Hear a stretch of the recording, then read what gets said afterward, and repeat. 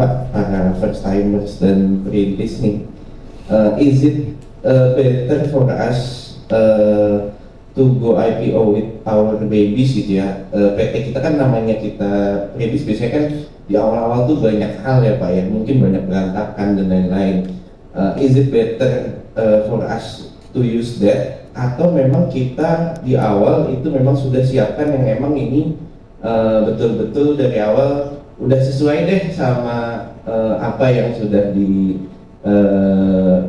gitu oleh OJK. Jadi memang kita katakan tadi memang sudah siapkan 50 miliar untuk equity, terus juga mungkin kita dari awal mungkin bisa kita set up something like that. Itu in your opinion better yang mana gitu Pak? Itu mungkin pertanyaan yang pertama. Dan yang kedua itu kalau misalnya tadi ya apa namanya terkait tren di 2006-2027, mungkin berarti kalau tadi saya dengar berarti mungkin saat ini mungkin hold dulu kali ya untuk kita nih yang baru pertama kali, atau ada insight apa gitu Pak? Terima kasih banyak. Menarik Pak. Ya. Kalau untuk yang pertanyaan pertama,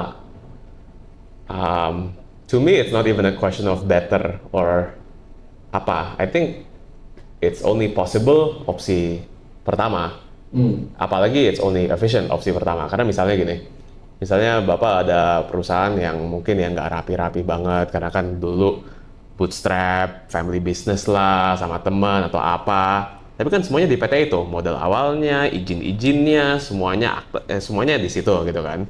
Tiba-tiba opsi kedua Bapak kan, kita setup deh PT yang udah bersih, aman, ini kita store modal lagi, kita beli ini misalnya usaha-usaha ini gitu kan. Itu kan satu ada pajaknya itu bisa nggak mahal tuh, beli jual aset antara dua perusahaan. Yeah. Kedua, kan track record 3 tahun ke belakangnya itu di perusahaan ini. Yeah. Itu kan perlu ada track record audited books 3 tahun di perusahaan yang akan go public. Kalau Bapak baru set up, ya ini harus nunggu dulu, at least 12 bulan harus nunggu gitu kan, karena kan secara peraturan 12 bulan gitu. Jadi kalau menurut saya, there is nothing yang nggak bisa diberesin. Preference-nya itu selalu di PT utamanya. Jadi menurut saya jangan takut soal, waduh menurut saya ini kurang rapi atau apa, semuanya bisa diberesin kok. Makanya you hire auditors, konsultan hukum, konsultan pajak, ini ya tugas mereka itu untuk bantuin rapihin PT-nya gitu. Menurut saya untuk pakai PT lain is more complicated dan mungkin jatuhnya jauh lebih mahal dan lebih nggak friendly juga nanti pas proses ke bursa. Ya mungkin menjawab pertanyaan pertama itu. Yang pertanyaan kedua,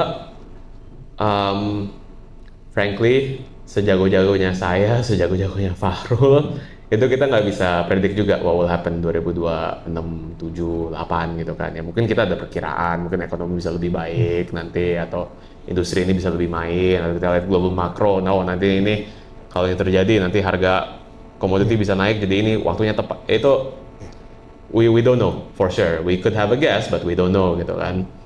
Jadi kalau saya sih cenderung timing yes, penting.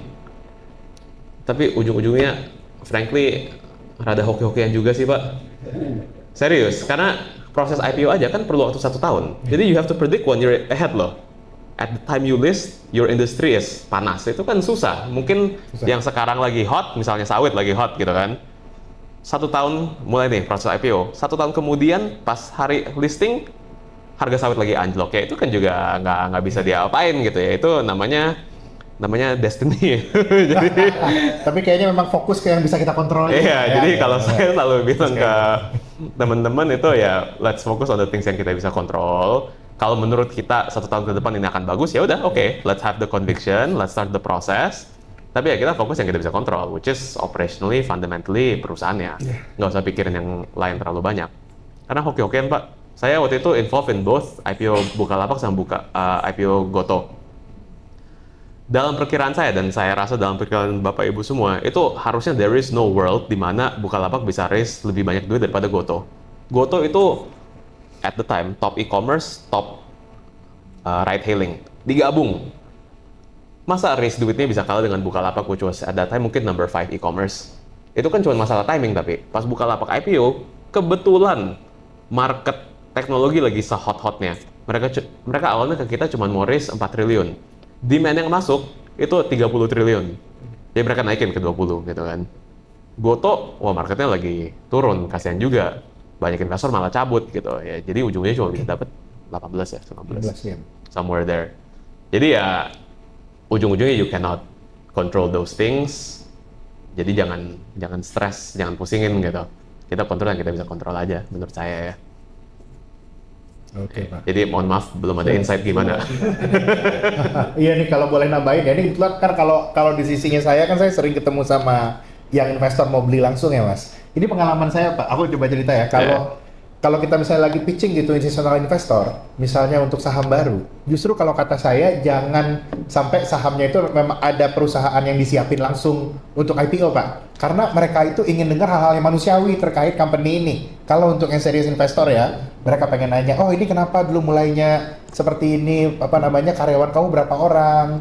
Yang mulai dari awal itu siapa aja gitu. Jadi nanti kita ketemuin dengan karyawan seniornya Pak, itu sering kejadian. Jadi jangan terlalu mikirin bahwa ini bukunya harus bersih semua. Justru kita pengen tahu story awalnya itu seperti apa. Itu yang aku lihat mungkin untuk saham. Saya sih ini walaupun sekarang populer banyak hal ya, sisi manusiawinya jangan lupa. Karena stock are stories. Nah, itu yang benar ya Pak ya, selalu gue cerita. Stock itu story.